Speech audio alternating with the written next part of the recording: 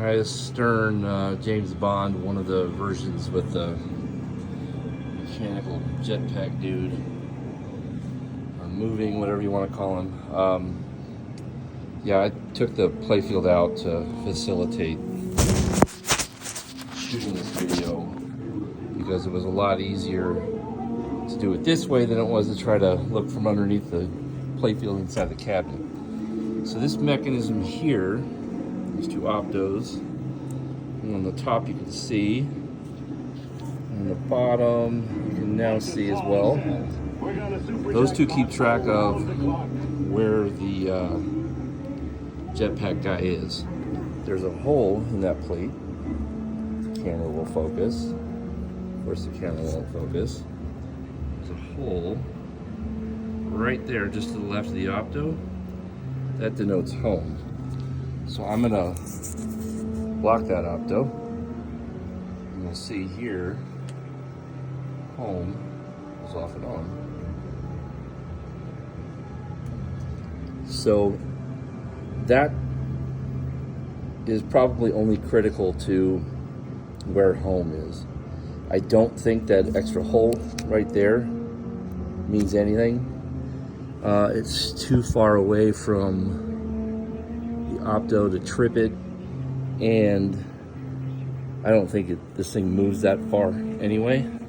Let's see what we can see though. So I'm gonna go ahead and run the test. Now gravity's kind of playing a role here because the playfield's standing up on its end. So it might get to a point where I've got to assist it to set it back. Okay, let's see if we can go backwards.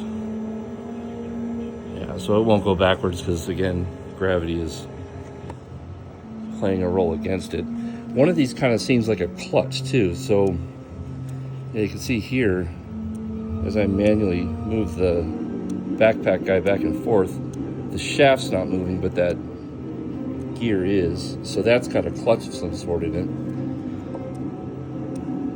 And the other one moves with the guy, so there's probably no clutch there.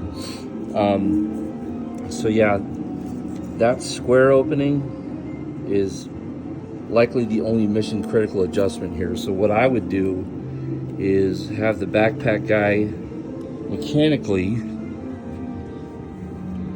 at home on the top of the field,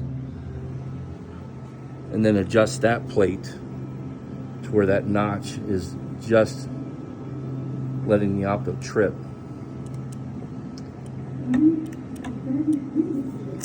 See, I can't really get it back to home, but it's standing up on its edge like this. So yeah, but that bottom opto interrupter there, the one with all the notches, that one, I doubt that's got any kind of has to be here sort of situation. That one on the top though, for sure. If that notch isn't breaking that opto, this thing will never find home and it's not going to work right.